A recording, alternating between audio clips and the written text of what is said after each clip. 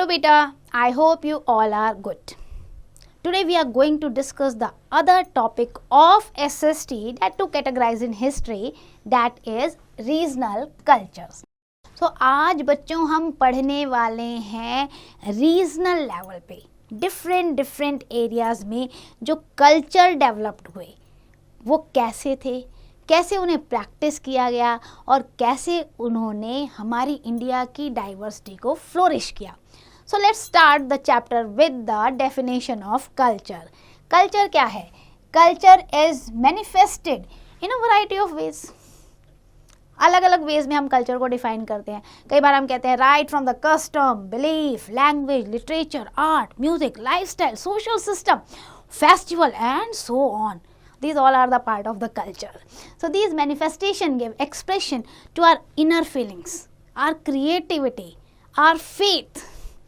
So they form a integral part of our life. इसे हम अपनी लाइफ से अलग नहीं कर सकते, है ना.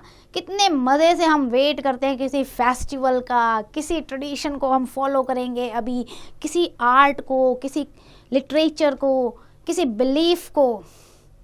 तो ये हमारी लाइफ का एक पार्ट बन जाते हैं. They are an essential aspect in the advancement of our civilization. जब हम कहते हैं ना हमारी कंट्री, हमारी सिविलाइजेशन ग्रो कर रही है, तो इसीलिए ग्रो कर रही है क्योंकि हर पार्ट में हम आगे डेवलप कर रहे हैं. So from the view point of the medieval period अगर हम देखें, सो कल्चर को, स्पेशली इंडिया के कल्चर को हम 2 क्लास में डिवाइड करते हैं. One is the central culture and another is the regional culture. Central culture क्या होता है?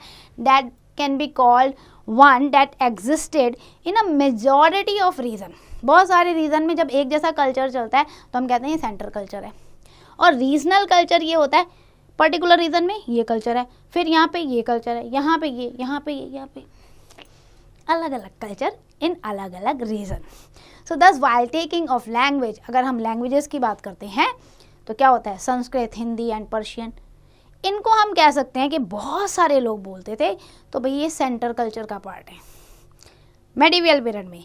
लेकिन अगर हम बंगाली, गुजराती, मराठी इनकी बात करें तो भाई ये रीजनल कल्चर का पार्ट है कि पर्टिकुलर रीजन में बोली जाती थी भाषाएं.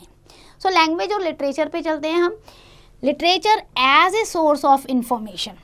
इन India cultural diversity of a person is generally determined by his language. हम ऐसे कहते हैं क्या भाषा बोलते हो? अच्छा मराठी, महाराष्ट्र के हो. गुजराती, गुजरात के हो. पंजाबी, पंजाब के हो. सो लैंग्वेज से हम फटाफट कल्चरल आइडेंटिटी दे देते हैं लोगों को और इस तरीके से हमारे दिमाग में आ जाता है they belong to particular region. और फिर यहाँ से हैं तो ये भाषा बोलते हैं, तो ये लाइफस्टाइल होगा और इस तरीके का खाना खाते होंगे और ये क्लाइमेट होगा. मतलब अपने आप हम सारी डिटेल दे देते हैं लैंग्वेज के बिहाफ पर. So this is also true that these limitations are being transacted regularly because of increase interaction among people of different cultural identities. So language play a vital role in literature. So भाई एक तरीके से language हमारी identity तो बता ही रहा है, लेकिन आजकल क्या है, मॉडर्न सोसाइटी है, इंटरमिंगल लोग हैं बहुत सारे, बट फिर भी लैंग्वेज जो है एक इम्पॉर्टेंट रोल प्ले करता है. Literature comprises pieces of writing, है ना. लिटरेचर जब हम कहते हैं तो क्या मतलब है? Written work. So these can be in the form of article. अब रिटन वर्क कैसा हो सकता है? आपने कोई आर्टिकल लिखा है, कोई पोम लिखी है, कोई बायोग्राफी लिखी है, ट्रेवलॉजिस लिखे हैं, religious text, and these all are the part of writing. So these all are the literature. So it delineates the prevailing society, administration, economy, custom, tradition, etc. अब जो जैसा आर्टिकल है, जो जैसा रिटन टेक्स्ट है, उसमें उसी तरीके की इंफॉर्मेशन दी होती है. अगर वो पॉलिटिक्स से रिलेटेड लिखी हुई किताब है तो वो पॉलिटिकल इन्फॉर्मेशन देगा. अगर रिलीजियस टेक्स्ट है तो वो धर्म के बारे में आपको इन्फॉर्मेशन देगा. अगर वो कोई सर्वे रिपोर्ट है तो वो रिसर्च के बारे में बताएगा. सो कहने का मतलब ये है every piece of writing is having the different information. अब क्या होता है, इनसे हमें अलग अलग लाइफस्टाइल भी पता चल जाती है, अलग अलग ईटिंग हैबिट्स भी पता चल जाती है, क्लॉथ, ऑर्नामेंट एक्सेट्रा. क्यों? क्योंकि जब ये लिख रहे हैं पर्टिकुलर एक जगह की इंफॉर्मेशन तो उसकी सारी डिटेल आ जाती है. It also points to the other important events of the period, directly और इनडायरेक्टली. बहुत सारे इवेंट्स भी उसमें डाल देते हैं. तो हमें इस तरीके से बहुत सारा लिटरेरी सोर्स से इंफॉर्मेशन मिलती है सोसाइटी की, फैमिली की, रूलर्स की। अब बात करते हैं central literature as a source of history. So in the medieval period literary activity expanded at a great extent. अगर आपको याद हो तो मैंने आपको बताया था प्रीवियस चैप्टर में that Akbar has established the karkhanas for the different literary work and craft person. Much work was written down during the medieval period. बहुत सारी किताबें लिखी गई हैं इस समय पे। आप देखो यहाँ से स्टार्ट करते हैं। तुज़ूके बाबरी, ये आपने पढ़ी थी ना, तुज़ूके बाबरी जो है बाबर नामा भी हम कहते हैं, ये लिखा गया। फिर आपके संस्कृत के भी बहुत सारे टेक्स्ट थे। फिर हिंदी में आते हैं हम, तो हिंदी में हमें पद्मावत जो कि मलिक मोहम्मद जायसी ने लिखी थी, और उर्दू में आते हैं हम सो ज़बान Hindi, it was promoted by Sufi cents and poets. तो इस तरीके से डिफरेंट बुक्स हमें डिफरेंट लैंग्वेजेस में मिली हैं। Apart from the table has been given to you for the different languages book. So this table shows how enriched literary work was at that time. अब बात करते हैं हम रीजनल लैंग्वेजेस एंड लिटरेचर की। ये तो सेंटर हो गया आपका। अब रीजनल की अगर हम बात करते हैं, so many of the regional language had developed at that time. Like Tamil है, एंशियंट पीरियड से ही है। Many regional language started to take root during the medieval period. आपकी हो गई मराठी, गुजराती, मलयालम, बंगाली, ये जो हैं फ्लोरिश्ड होना शुरू हो गई। मराठी की बात अगर हम करें तो Marathi language and literature took roots in the medieval period. It's mainly grew at the hands of Bhakti saint. Bhakti saints के द्वारा ये भाषा जो है फैलाई गई थी। स्पेशली तुकाराम जी जो थे, एकनाथ जी जो थे, वमन पंडित थे, रामदास जी, श्रीधर स्वामी, ये सब मराठी भाषा में गाते बजाते थे। Shridhar Swami borrowed his themes from the Ramayana and Mahabharata for his writing, and his works that became famous were Hari Vijaya, Ram Vijaya and then Pandav Pratap. तो ये उनके वर्क थे। और अदर वर्क देखो अगर मराठी लैंग्वेज में, तो उसमें रामायणा लिखी गई थी by Mukteshwara in Marathi language. Then आपका दसबंध बाय रामदास। देन आपका Yamak Alankar by Vaman Pandit and the Kekavali by Moropant. तो मराठी लैंग्वेज में भी हमें बहुत सारे टेक्स्ट बुक्स मिले हैं। अब आते हैं अदर रीजनल लैंग्वेज पे, दैट इज गुजराती। और गुजराती लैंग्वेज भी जो है बहुत अच्छे से फ्लोरिश हुई इन द फॉर्म ऑफ चित्त विचार संवाद एंड देन शतपद। आफ्टर दैट आपका कैवाल्य गीता बाय आर्वा। ये तो फेमस सेंट थे, इन्होंने ये सारे लिटरेचर को जो है कहते हैं ना लिखा। देन समल बात, a poet and writer, is credited with the 36 work. 36 kind के वर्क लिखे उन्होंने। And his work included the story book भी होती थी उसमें। अब उस स्टोरी बुक जो थी उनका क्या कहलाती थी, Madan Mohan and Samal Ratnamal, which are popular even today. Gujarati became a common language when it came to be used to sing rhymes in praise of God and goddesses. तब गुजराती जो है बहुत सारे लोगों ने अडॉप्ट की। अब आते हैं मलयालम पे। When the Cheras came into the power in the Kerala na in 9th century, at that time they had introduced the Malayalam language. और उन्होंने मलयालम को अपनी ऑफिशियल लैंग्वेज डिक्लेयर कर दिया और संस्कृत को कंटिन्यू रहने दिया उस एरिया में। So they use Malayalam in their inscription और ऑफिशियल रिकॉर्ड, इन सब में भी था। इसलिए मलयालम तेजी से केरला साइड में फैलती गई। द ललित कलम, ये देखो आपको दिया हुआ नाम, composed in the 14th century, deals with the grammar and poetics world. The dramas enacted in the temples heavily drew from the Sanskrit, which helped in the progress of Malayalam also. So overall, Chera kingdom को हम देंगे श्रेय मलयालम को develop करने का। अब चलते हैं हम साउथ इंडिया में, अदर पार्ट में, वहाँ लिटरेचर कैसा था। मलयालम के अलावा अगर हम देखें तो अदर लैंग्वेजेस भी डेवलप हुई थी।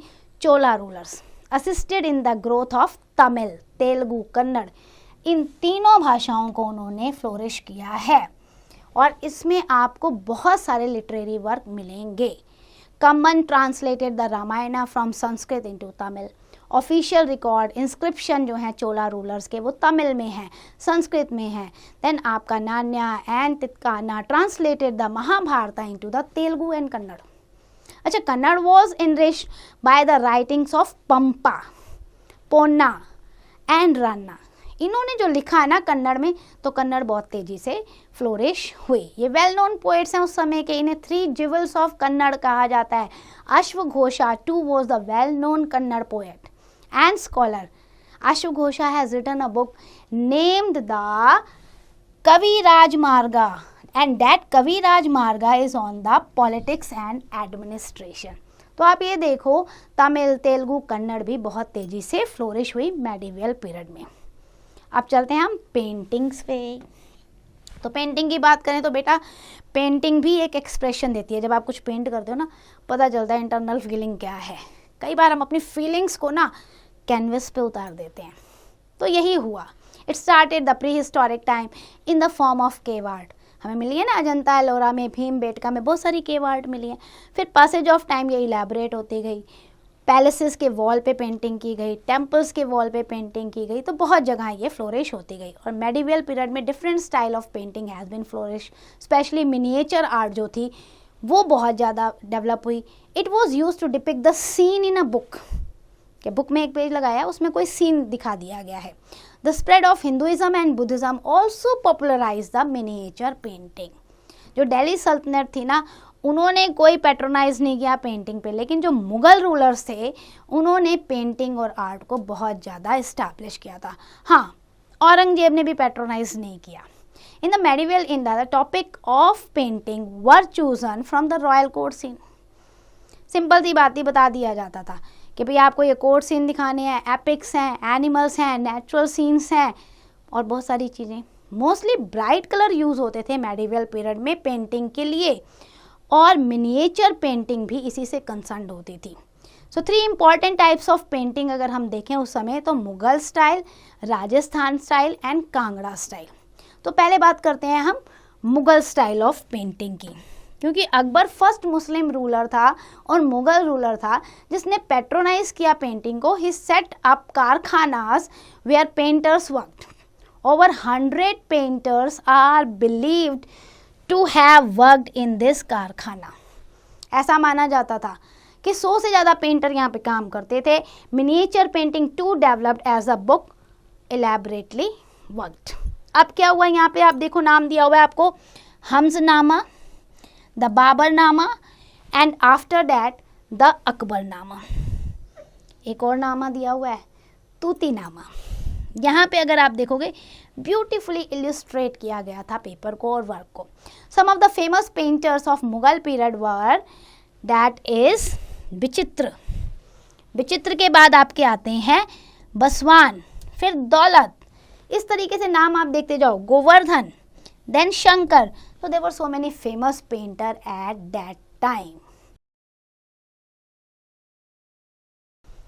अच्छा, शाहजहां तक तो ये मुगल पेंटिंग्स जो है डेवलप होती गई, लेकिन औरंगजेब जब पावर में आए तो he drove out the painters.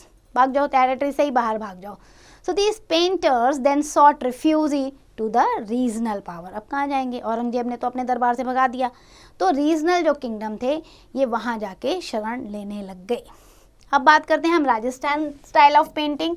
So Rajasthani style of painting को अगर आप देखोगे तो ये वही हैं जो मुगल से माइग्रेट हुए राजपुतानास में. The style of painting in Rajasthan was deeply influenced by the Mughal style. Painting में वो असर दिखता है आपको. ये प्योर राजस्थानी स्टाइल जो है नज़र नहीं आएगा. कहने का मतलब ये है कि उसमें मुगल्स का भी वर्जन है. In addition to regular topic, a large number of paintings were also made on Radha Krishna. Rajasthani style painting में आपको राधा कृष्णन की बहुत ज़्यादा पेंटिंग नज़र आएंगी और रिलीजियस टॉपिक पे पेंटिंग नज़र आएंगी. The painters gave patronage with the kingdoms of Mewar, Bundi, Kota, Jaipur, Kishangarh, Marwar etcetera. अभी देखो कितनी प्यारी पेंटिंग राधा कृष्ण पे यहाँ पे राजस्थानी स्टाइल में बनी हुई है. अब हम चलते हैं कांगड़ा स्टाइल ऑफ पेंटिंग पे. Many painters took refugee in the territory of the part of present day Himachal Pradesh. अब औरंगजेब ने वहाँ से भगा दिया, कुछ राजस्थान सेटल हुए और कुछ हिमाचल प्रदेश में, पंजाब में, उत्तराखंड में 18-19 सेंचुरी में। अब यहाँ पे क्या हुआ, इन्होंने यहाँ पे पेंटिंग स्टाइल को जो है मर्ज किया। कांगड़ा स्टाइल ऑफ पेंटिंग वो कहलाई। The life of Lord Krishna was an important subject for painting here also and many stories from the Geet Govinda was also elaborately painted here. तो ये स्टाइल कहलाया Kangra style of painting. So let's start the discussion with the music and dance. अब इसकी बात करें बेटा तो music and dance they both are the folk and classical. Classical की जब हम बात करते हैं तो हमारे दिमाग में आता है ओहो there are set of rules and regulation and under that we have to sing and dance, but there is a thin line. ऐसा नहीं है कि फोक डांस और फोक सॉन्ग में कोई रूल रेगुलेशन नहीं है, वहाँ पे भी है, बट एक थिन लाइन है, थोड़ा सा डिफरेंस है फोक में और क्लासिकल में। When I am talking about the Bharatanatyam, Kathak, Odissi, Manipuri, so these are the classical dance form. And when I am going to ask or tell you about the bhangra, Bihu, Giddha, Ghoomar, काल बेलिया, तो हम क्या कहते हैं, फोक डांस है भाई, ये फोक डांस है। सो इट मीन्स म्यूजिक और डांस में दो कैटेगरी होती है, one is the classical and another is the folk. Basically folk जो है that is related to the much more regional level. तो मेडिवल पीरियड की अगर हम बात करें बेटा तो music develop with the fusion of, क्या था उस समय, पर्शियन एंड इंडियन म्यूजिक, क्योंकि basically medieval period is related to the Mughal period. तो उस समय पर्शियन का जो इन्फ्लुएंस था वो बहुत ज़्यादा था। सो पर्शियन और इंडियन इसका फ्यूजन म्यूजिक में भी हो रहा था। Abul Fazal has written in his account, जो उन्होंने लिखा था, क्या लिखा था अबुल फजल ने? अबुल फजल ने लिखा था अकबरनामा, आईने अकबरी उसका 3rd वॉल्यूम था। सो उन्होंने ये बताया कि अकबर के कोर्ट में देयर वर 36 म्यूजिशियंस, 36 म्यूजिशियन बेटा, including Tansen. If you remember Akbar was having the 9 James also. और तानसेन जी की जब मैं बात करती हूँ तो Tansen was very very well known of the ragas. और ऐसा माना जाता है तानसेन जब रात में गाते थे ना दीपक राग, तो दीपक प्रज्वलित हो जाते थे, अपने आप लेट आउट हो जाते थे। So both vocal and instrumental music progressed well in the medieval period. Many new ragas were developed during this time. Amir Khusro has created developing of new music style. अब अमीर खुसरो ने एक नया style निकाला that is very famous even today, और Bollywood movie में तो बहुत ज़्यादा चलता है ये। बॉलीवुड मूवी में आपने देखा हो बजरंगी भाईजान में बहुत सुंदर प्यारी कव्वाली आई थी, है ना, भर दे झोली मेरी मोहम्मद। सो कव्वाली स्टाइल जो अमीर खुसरो ने उस समय डेवलप किया था, then which later influence the Khayal, and then Amir Khusro is also set to have developed the sitar, a musical instrument. इसका मतलब कितना ज़्यादा क्रेडिट जा रहा है अमीर खुसरो जी को कि कव्वाली भी कर दी, ख्याल भी, और सितार को भी डेवलप कर दिया। Aurangzeb he was the averse to art form, बिल्कुल इंटरेस्ट नहीं था। मैंने कई बार आपको बताया कि औरंगजेब के टाइम पे उसने इन सभी जो कहते हैं ना आर्टिस्ट को ओवरथ्रो कर दिया था from his court. So he turned out musician from his territory, and these musician and dancer they migrated to the other regional kingdom, and this had to develop music in the kingdoms of Jaunpur, Gwalior, Kashmir, Gujarat and Malwa, क्योंकि वो वहाँ जाके settle हो गए। South India की बात करें तो there has been tradition of music and dance in the temple, specially on the festival. जब ओकेजन होता था ना, फेस्टिवल सेलिब्रेट करना है, सो टेम्पल में डांस का जो है और म्यूज़िक का प्रोग्राम हमेशा चलता रहता था। Kannada music was quite popular, उस समय ये बहुत ज़्यादा पॉपुलर हुआ आपका। एंड देन आपका पुरंदराज इज कंसिडर्ड, ये जो पुरंदराज थे ना, they were considered the founder of Kannada music. During the medieval period many classical dance form also flourished, especially during the later medieval period. तो बहुत सारे क्लासिकल डांस फॉर्म भी इस टाइम पे डेवलप्ड हुए थे। The Hindu dances chiefly centred round the religious scene. जितने भी आप हिंदू डांस देखोगे ना कुछ रिलीजियस सीन को डिपिक्ट कर रहे होंगे। So the dancer were looked with respect. Hinduism में डांसर्स की बहुत रिस्पेक्ट थी। On the other hand, Mughal dance tradition were for only pleasure oriented होता था, तो इतनी रिस्पेक्ट मुस्लिम्स में डांसर्स को नहीं मिलती थी. This was an important difference between the Hindu dancer, जो हिंदू डांस ट्रेडिशन है, and the Muslim dance tradition, कि वहाँ उन्हें रिस्पेक्ट मिल रही है और यहाँ उन्हें इतनी रिस्पेक्ट नहीं मिल रही है. अदर रिलीजन आर्ट की बात करें तो अदर रीजनल आर्ट जो आती है आपकी, that is sculpture, mainly developed in the temples. As elaborate sculpture work in temples was undertaken both for the deity's image as well as wall. बहुत अच्छा स्कल्पचर बनाते हैं ना, टेम्पल की वॉल पे या मॉस्क की वॉल पे बड़े अच्छे से डाइटीज़ की इमेज भी बनाते हैं, तो ये बहुत ज़्यादा पॉपुलर हुई थी. हालांकि स्कल्पचर आर्ट को मुगल्स ने इतना पेट्रोनाइज नहीं किया जितना कि हिंदू रूलर्स ने किया था. अब एक केस स्टडी ले लेते हैं बेटा हम बंगाल की. बंगाल के लिटरेचर की अगर हम बात करें, so an important gift of the medieval period is the Bengali language. हमें पढ़ा ना कि बंगाली लैंग्वेज डेवलप हुई थी, which is known for its literary taste. It is greatly influenced by the Sanskrit, and this influence started to the local language of Bengal. अब देखो उसके बाद क्या हुआ, यहाँ पर संस्कृत जो थी बेसिकली ब्राह्मणर्स बोलते थे, एंड देन उसके बाद the interaction further increase during the tripartite struggle under Palas, and it kept drawing words from the other language to enrich itself. यानी कि बंगाली में बहुत सारी जगह से बहुत सारे न्यू वर्ड्स आए हैं, बंगाली ने अपने आप को इनरिच किया है. चैतन्य Mahaprabhu, a Bhakti saint, made it popular for a literary language. The well-known Bengali writers थे who wrote the biography of Chaitanya Mahaprabhu. Other books were also written down. तो टेक्स्ट भी हमें अच्छे मिलते हैं लिटरेचर यहाँ पे. Some of the important biographies of Chaitanya Mahaprabhu included the, अब आप यहाँ नाम देखो, चैतन्य चरितमित्रा, मतलब चैतन्य चरितमित्रा महाप्रभु के बारे में ये लिखी गई है, जिसे आपके किशन दास कविराज ने लिखा है. उसके बाद चैतन्य महाप्रभु पे एक और बायोग्राफी आई है, डैट इज द चैतन्य भागवत, और इसे किसने लिखा है, वृंदावन दास जी ने लिखा है. देन चैतन्य मंगल, ये भी बायोग्राफी है चैतन्य महाप्रभु की, जिसे जयनंदा जी ने लिखा है. सो इस तरीके से आपकी बंगाली भाषा जो है वो इनरिच होती गई और बहुत सारे हमें लिटरेरी वर्क इसमें मिले हैं. The Ramayana, the Mahabharata, the Bhagavad Gita were also translated in the Bengali languages. बहुत सारे songs, festival, folk tales, ballads जो हैं बंगाली लैंग्वेज के बहुत सारे पॉपुलर हैं. अब चलते हैं हम म्यूज़िक एंड डांस के बारे में.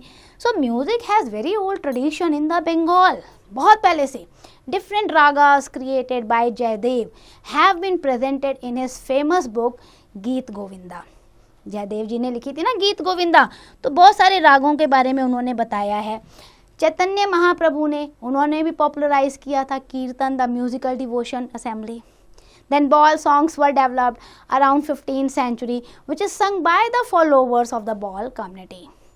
तो इस तरीके से सिंगर्स जो थे उन्होंने बंगाली कल्चर को बहुत ज़्यादा इनरिच किया है. अब आर्किटेक्चर की बात करते हैं हम बंगाल के.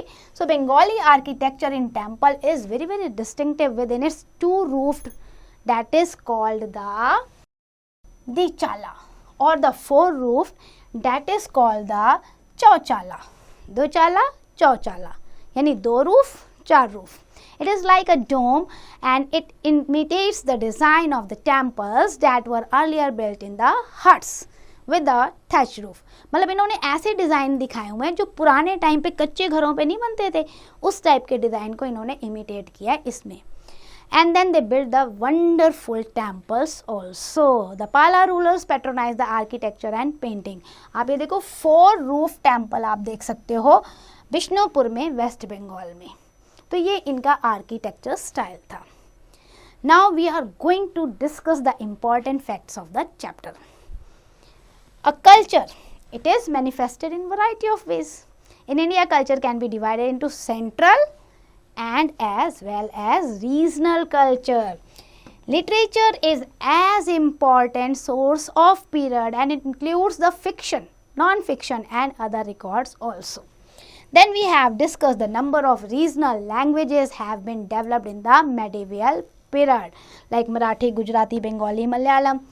After that, we discussed the three important styles of painting: Mughal style, Rajasthani style and Kangra style. Then music and dance, both vocal and instrumental, patronized by the Mughal ruler. Both classical dance forms and folk dance form evolved during this period. And then we have discussed the case study of Bengal, which showed the important pattern of development of language, literature, music and architecture.